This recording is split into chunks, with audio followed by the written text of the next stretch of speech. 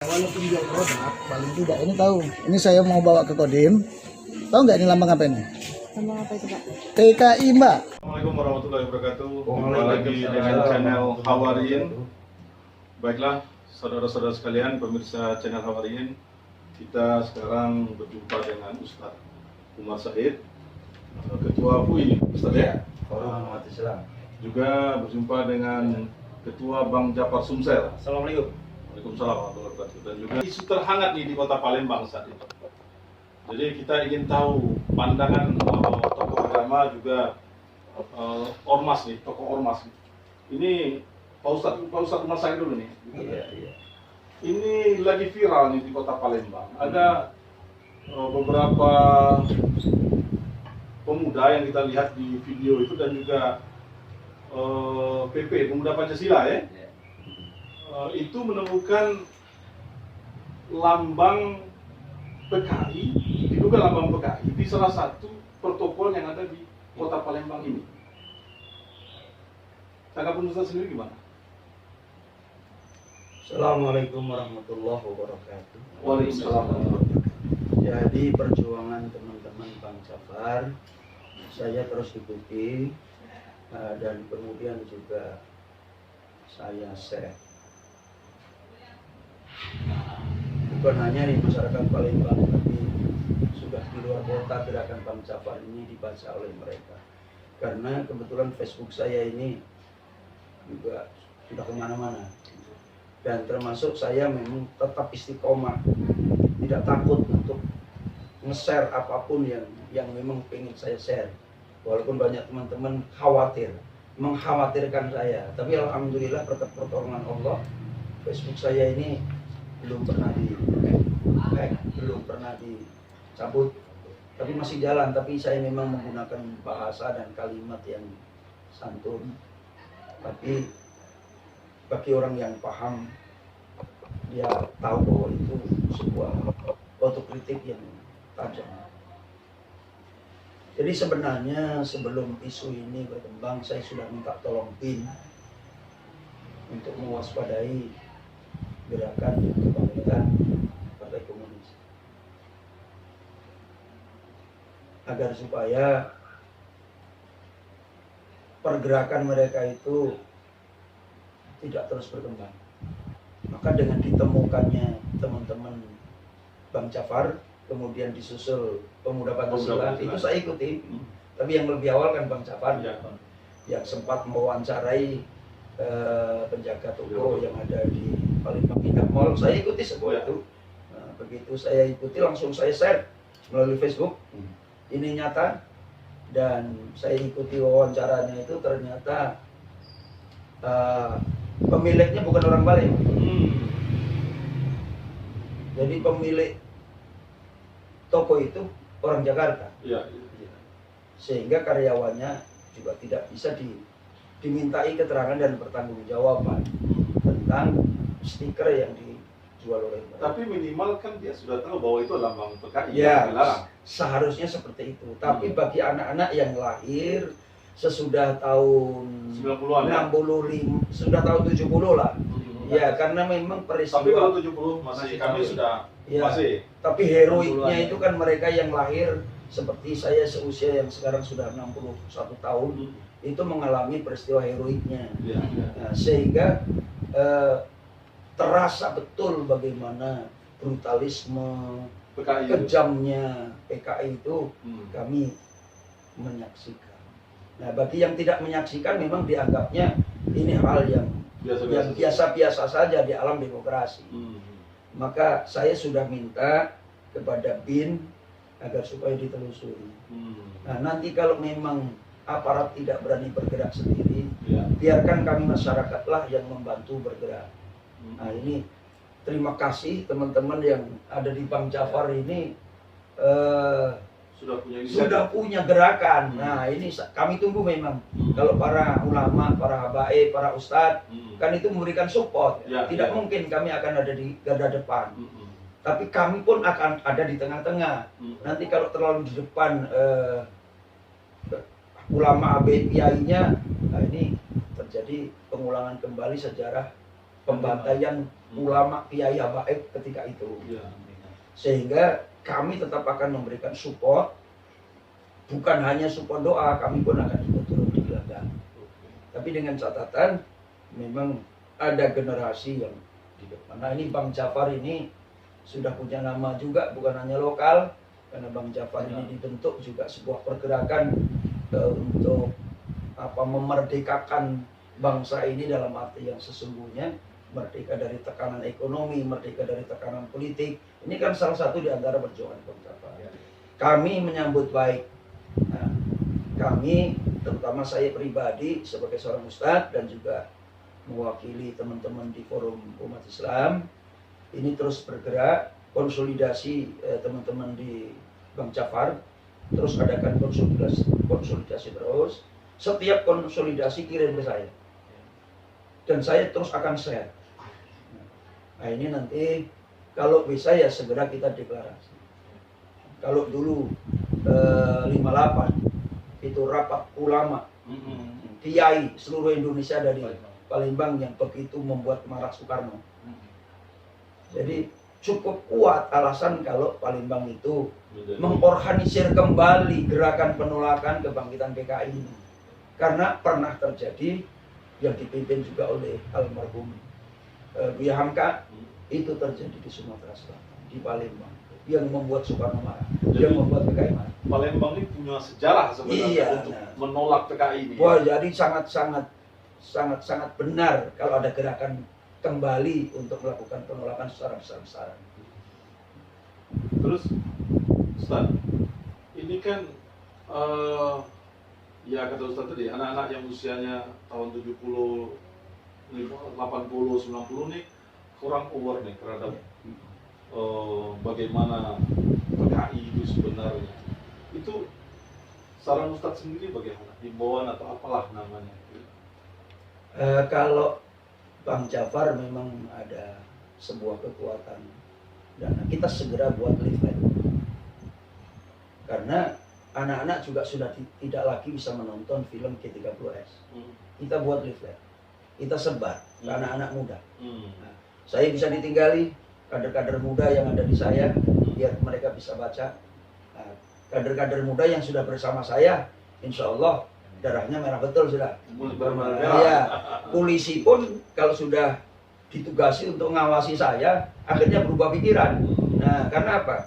Saya doktrin bagaimana perjuangan para ulama, para habaib, para kiai untuk negeri ini. Yang mereka polisi-polisi muda itu tidak tahu. Akhirnya mereka terbengong-bengong. Bahkan sekarang di luar tugas pun mereka sering silaturahmi dengan saya. Karena ingin diskusi, mereka tidak tahu. Bahkan keponakan saya yang ada di tentara, keponakan saya itu ada di tentara, dokter tentara, terkejut ketika salah satu keluarganya masuk dalam daftar tersimpan di dokumen Angkatan Darat. Karena kami pejuang, kami ini keluarga pejuang. Jadi anak-anak muda yang sudah kumpul dengan saya, pasti sebisa saya berikan motivasi. Bahkan saya suami istri itu paham betul. Bahkan istri saya itu paham betul. Bagaimana kekejaman PKI itu? Bapaknya ditahan, istri saya ini bapaknya ditahan 17 bulan. Mengalami sendiri peristiwa itu ya berarti? Dengan tujuan Konji, Komando Jihad. Karena memang bapak saya itu musuh PKI. Mertua saya itu harus lari dari Klaten karena target. Jadi pengantin baru seminggu. Bahkan 2 hari, ya istri saya masih ingat tuh. Baru 2 hari menikah, kalau tidak melarikan diri, mati. Jadi target PKI. Dan itu mengenaskan. Perjalanan menggunakan perahu tempel.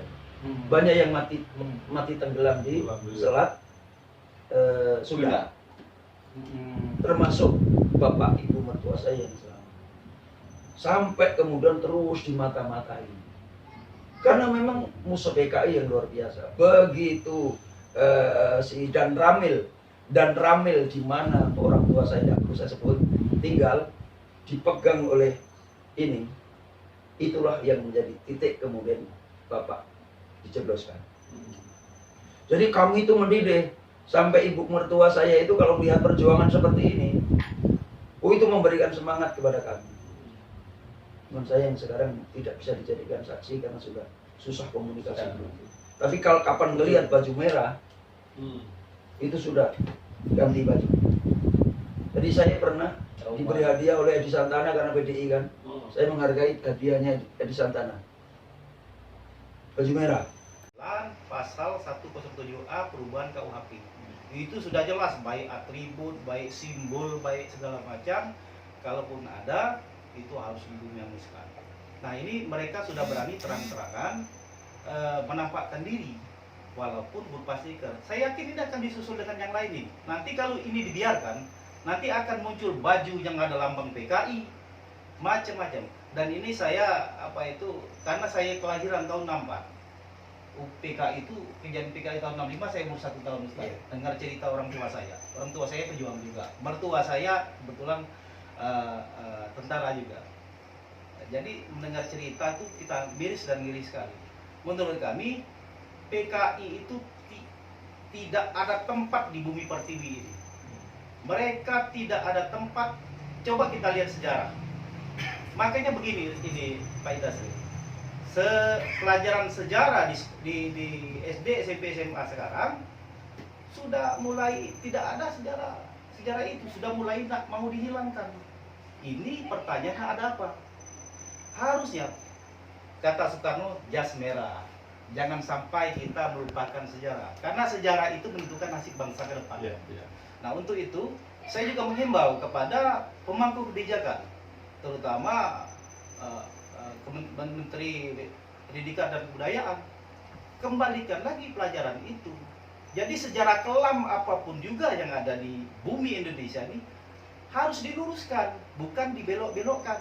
Kita tidak atau malah dihilangkan. Ini saya takutnya dihilangkan. Anak-anak sekarang ditanya tentang PKI tidak tahu Pak Ustaz.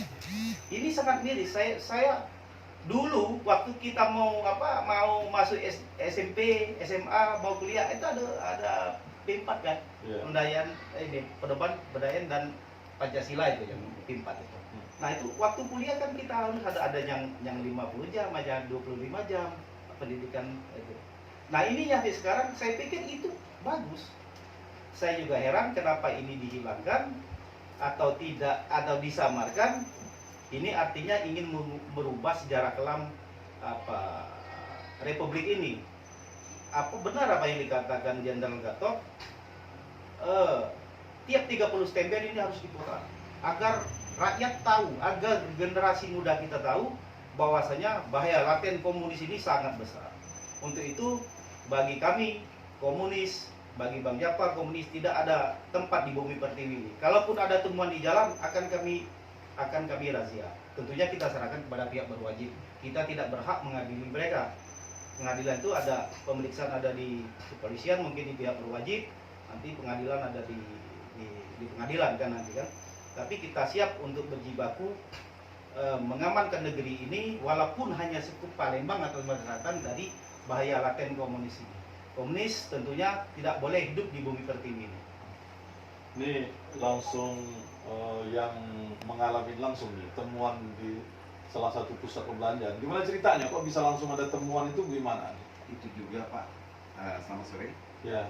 Assalamualaikum warahmatullahi wabarakatuh. Waalaikumsalam warahmatullahi wabarakatuh. Jadi kami juga pada saat itu mungkin usai sholat Jumat ya. Iya. Pada usai sholat Jumat kita hujan terus Pak. Palembang diguyur hujan sangat terus sekali. Iya. Nah, kami ini sebenarnya sudah ada janji sama teman, ya sama-sama rekan lah, anggota untuk ya kita mendekati di akhir bulan suci Ramadan gitu ya. Kita punya keinginan ya biasalah belanja mau beli barang-barang untuk kebutuhan di mall itu. Iya. Jadi pas kita Mallnya di mana itu? Hah? Mallnya di mana? Mallnya pasnya itu di Palembang Indah Mall, itu di salah satu gerai yang kami temui, yaitu ya DIY, Mr. DIY. Mr. Dia. Itu pun kita nggak sengaja, karena kita nggak ada niatan untuk ya katanya sekarang viral ya. Ada yang ngatain, wah itu ormas yang seolah-olah Riset lah, dikondisikan, padahal enggak. Memang itu temuan kita ya. Temuan kami Tanpa sengaja? Ya tanpa sengaja. Mungkin juga ini apa karena kondisi kita saat ini ya, yang memang di mana-mana sudah bergema Iya, iya. tentang kehadiran 100 tahun Oh, Iya, ulang tahun ya. 23 Mei. Ya, 23 Mei. iya. Jadi pas kami jalan, ya yang ngelihat betul tuh teman saya, Heeh. yang satu lagi, Iya. teman itu udah ini, oh mang sini dulu dia manggil saya. Kenapa? Tuh stiker kok lambang-lambangnya kayaknya PKI. Oh itu mas saya bilang kan, itu logo ini tengkorak gitu. Enggak itu di atasnya. Pas kita deketin, oh iya memang ada paru arit tadi. Paru arit, tetapi di atasnya tuh ada bintang ya. Iya. Terus saya bilang tanya teman saya gimana selanjutnya? Ya kita kan ini harus kita lapor sama aparat. Ya, kita harus beli, aku bilang kalau kita mau lapor, kalau kita nggak beli. Tapi itu kan ramai itu katanya, ada waktu pas di video kita lihat itu kan ramai juga kawan-kawan Pak Amin ya. Ya karena saat itu kami dengan teman yang satu lagi Ah. mau beli itu, kami HP kami habis. Ah. Untuk kami videokan atau untuk kami ini buat sebagai bahan bukti, nggak ada lagi, nggak itulah robek batunya. Jadi terpaksa teman saya itu masih bisa menghubungi teman, minta dibantu. Dan juga kami takutnya gimana? Itu kan lambang ini kalau kami berbuat seolah-olah nanti kami Nah, ya. fitnah. Ternyata memang benar. Ya. Ternyata memang benar. Pas sudah kami adakan pembelian, terus dibayar, Ah. kami nggak pernah istilahnya memviralkan itu. Hmm. Nggak pernah memviralkan di Facebook atau apa, nggak pernah. Kami bawakan ke Kodim. Ah. Karena Oh, dibawa ke Kodim. Iya, tempat yang terdekat aparat pada saat itu Kodim. Kodim. Kodim. Ya. Ya, jadi kami mau menghubungi aparat, ada teman-teman dari kawan kita juga. Ya karena baterai kita tadi lowback, nggak bisa dihubungi, ya langsung ke tempat yang terdekat. Karena kenapa? Kami juga menjaga keselamatan. Pertama itu. Yang kedua kami Oh, jadi selesai dapat itu, selesai bayar, dibayar, dibeli, terus langsung dibawa ke Kodim. bawa ke Kodim. BB-nya. BB-nya itu hujan, pada saat itu hujan. Hmm. Nah, teman-teman kita tuh yang tadi dihubungi oleh teman kita banyak yang datang, ada kurang lebih orang 8. 8 orang. Tapi pas kami ke Kodim, Itu semua anggota Bang Japar yang dihubungi. semua itu Bang Japar semua. Pas ke Kodim, mereka berdatangan lagi di Kodim. Ya. Nah, untuk selanjutnya kami mau mengkondisikan sama Pasintel ya. Ah. Pasintel itu sendiri pada saat itu tidak bisa hadir karena waktu keadaan cuaca. Jadi esok harinya kami disuruh datang lagi untuk membuat laporan. Nah, setelah kami esok pagi kami datang, kami diterima oleh aparat dari Kodim. Maka kami pun diterima laporan kami dan kami diarahkan kepada pegawai polisi untuk memproses secara hukumnya. Selanjutnya ya kami pergi ke Polres Palembang, Polres untuk menindaklanjuti laporan kami. Nah, sampai di Polres juga kami sudah diterima oleh aparat setempat, tetapi kami karena ada satu hal juga tertunda dari jam 10 jam 4 sore baru kami dipanggil ke Dir Intelijen di Polda. Nah dari situlah kami dikondisikan untuk menyerahkan daripada bukti penemuan kami itu. Oh, jadi bukti itu bukan di Kodim diserahkan? Enggak. Dengan siapa? Dengan ini Dir Dir Intel Polda. Iya, Siapa? Pak Budi Sajidi. Jadi kepada beliau lah kami menyerahkan bukti itu beserta satu lagi kwitansi pembayaran bukti bahwa kami beli setruk itu. Nah setelah kami serahkan kami pulang.